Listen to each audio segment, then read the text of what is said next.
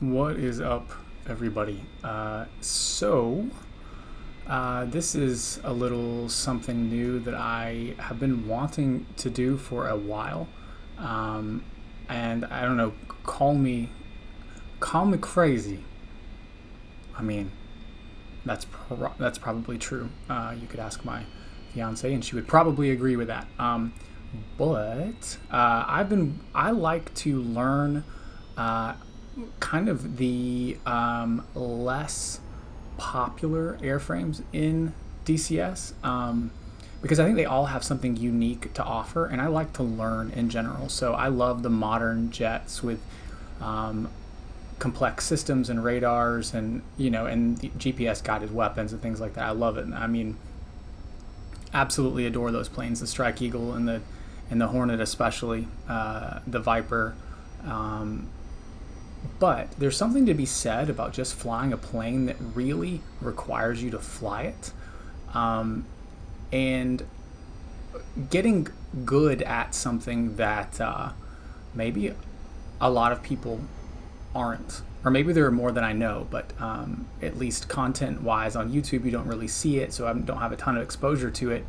So I decided that I was going to focus my Cold War efforts until the Phantom comes out, which I cannot wait. Really kind of hone in on the F86 Sabre. So I have always thought this is a cool aircraft, although not exactly aesthetically pleasing, but quirky in its own way. And big shout out to, is that what the kids say? Shout out? Dr. Jeebus. Hello there! That's the best I can do.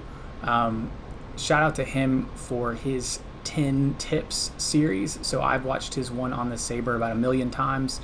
I watch his content super regularly anyway. So I watched a few of those to get some tips here on flying the Sabre, and he mentioned that on the 60s rotation in Enigma, it's one of his favorite aircraft to fly. So I thought, well, heck, I'm gonna give it a shot. So that's what I did. So key things to remember about the Sabre is the fact that it is a great turn fighter. It has 6 machine guns on board that can put out a lot of high velocity rounds. They just don't do a lot of damage, and in several sorties before this one, I got some good hits on a Mirage F1 and just didn't really do much of anything. If you notice there, just before that last comment, I cranked the radar all the way down to min. That was a tip that I got from Dr. Jeebus, because you don't want to be pinging anyone with your radar if you're not necessarily going to use it, and because of AIM-9Bs, AIM-9 Bravos here in the 60s rotation, I would rather just get somebody in the crosshairs in the reticle and let the guidance of the infrared seeker on the missile do the work. Trying to think what other tips that I got from him specifically. You do start with your speed brake out, so make sure you put that in. I'm in VR, so I can look back and see the speed brakes retracting, but like he says in his 10 tips video, which I'll link, there's no in-cockpit notation or instrument that's going to let you know if your speed brake is in or out. The flaps, you can look out of the window and see. You also have your flap handle that's next to you off your left knee. But essentially, on this sortie, I took 2 AIM-9 Bravos, which is the maximum amount that this plane can carry, at least in DCS anyway. And then jumped out and took off. The big thing with Enigma to keep in mind is that situational awareness is very difficult. You want to have the EWR system turned on to automatic updates in your preferred unit of measurement. And then you want to pick your fights carefully. I mean, you only have 2 air-to-air missiles here, and then guns that we've already mentioned don't do a ton of damage. They fire fast, they're easy to aim, they don't do a lot of damage. So I really wanted to save these 9 Bravos, which It's not difficult to do, only because you pretty much are going to have one opportunity if you get into a little bit of a furball, which is what happened here. And I would say more often than not, with the accuracy or inaccuracy of the AIM 9B, you are probably going to expend both of them most of the time, unless you have a very disciplined trigger finger. So anyway, on this particular sortie, I took off, and you'll notice here that it looks like I'm zooming. Some of the times I am using kind of the VR spyglass zoom, like in this situation here, but a lot of times I'm literally leaning my head physically forward for visibility, because I'm really not using any radar. There I merged with a Viggen. I knew it was a Viggen, but I don't think that he knew that I was a Sabre. Which kind of comes to another tip here that I got from Dr. Jeebus, which is to wear, now I don't remember what it's called, the livery that is bright red, blue, and silver. It is unmistakably an American plane, because you will be, and I have been, mistaken for a MiG-15 on this server. The silhouettes of these planes look very similar. But I forgot to flip on the radio in the jet, so I was not able to let this Viggen know that, hey, please don't shoot me. I don't know if you can see here because of the resolution, the VR kind of shakiness and YouTube compression, but he was on my 6, and I was not wanting to fight him. All of these turns were purely defensive, just trying to give him enough time to ID me, which thankfully he did. Kind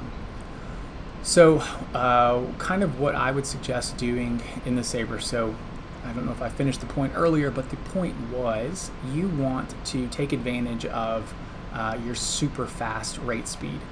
So you can get around a circle really, really quick, especially if you have the flaps and the air brake bound to something on your throttle or on your stick, so you can transition really quickly into speed brake and flaps to give you the ability to pull a bit harder, but you also can maintain a rate speed that's pretty impressive for a subsonic jet. You also can choose or not to use the gyro reticle. I'm not entirely sure how it works as far as with the sidewinders. I don't know if it gives you an actual radar lock or not. I honestly have no idea. I've not dug into it that much. This is my first time really doing anything in this jet. Anyway, so I had the missiles on, and I saw this guy down here below me getting into a bit of a skirmish, if you will, with, I believe this was a Viggen up in front of me. I am kind of here behind a missile trail and watching this fight happen.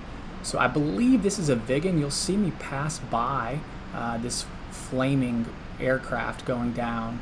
I believe that was a Viggen. I was trying to ID the shooter and the victim there to see if anyone I needed to go after, and realize, okay, this is definitely a Mirage. I can see that is one very easy to, he's just taking out everybody. If that was the same guy, I'm not sure if they merged with someone else, but it's clear once I get this turn here that is a Mirage. I'm not sure if you can see it on YouTube. So I'm trying to line up a rear aspect sidewinder shot here but he flares this off as you should. But then I thought, I'm going to pull some hard lead, which is what I did right here, which is a big tip, I think. And you'll see there's a Splash 1 Mirage there in a Sabre, which felt pretty good. Because in the previous 3 outings, it had been a Mirage that had taken me out. So still nowhere close to being consistently able to hang with those guys. But so big tip here is pull lead, especially with these AIM 9 Bravos. They are not the best at all. So they, if you give it some lead, especially if you have a wide open target area in front of you with no friendlies and you just have your bogey right in front, then go ahead and pull a little bit, give it some room to maneuver, because they don't maneuver very well even on the best days. Immediately after splashing him, I checked the kill feed to make sure I had not just killed a friendly, which I did not.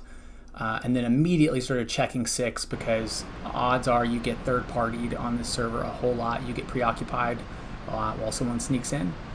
But I was not. I think we were pretty much alone. That little furball had been cleared, and I picked up the last piece there. So you notice I started to climb a little bit just so I could see. In VR with the spotting dots, it does make it... if you can get some altitude, you can kind of pick those dots out. I don't know if you can see those. I believe you can down around the water. So immediately saw those. Super paranoid when you feel like your situational awareness is really, really low, as it is in most of the planes here. So I went to the EWR and did a friendly picture update, and essentially saw that there was nobody I needed to worry about around me here. So I'll let the rest of this little flight play out, and as you'll see at the end, I was checking text messages from my fiance. I was checking the F10 map. I was checking email, so I was lifting up my MetaQuest 3 HMD. So flying got a little squirrely. I lost track of the airfield that I was heading back to, which I believe was Sanaki, several times. Little jump cut there because I checked the chat, and they were using some adult language, so I just cut that out because I don't want none of that on here. But anyway, you'll see that I believe that there was a tick where front lines moved literally as I was coming into land, after I'd finally gotten my HMD back down and decided that I was going to try to put it down. After losing the airfield a few times, it froze. I didn't get to land, but I did get a splash in a Sabre against a Mirage on the first day of actually really flying this jet. So that was pretty cool. Anyway, I'll continue doing this series. It might be just more of a sortie review, and then I'd love to get some guys together to fly if you guys want to jump out in some Sabres or whatever, because teamwork on this server is a big deal. But anyway, as always, I am so thankful for any likes, subscribes, new viewers, and I'm happy to help in any way I can. Probably not in this aircraft because I'm not very good, but in some of the others, the Hornet and Strike Eagle and whatnot, I can hold my own. So I am happy to help there. So thank you guys so much for watching, and we will see you next time.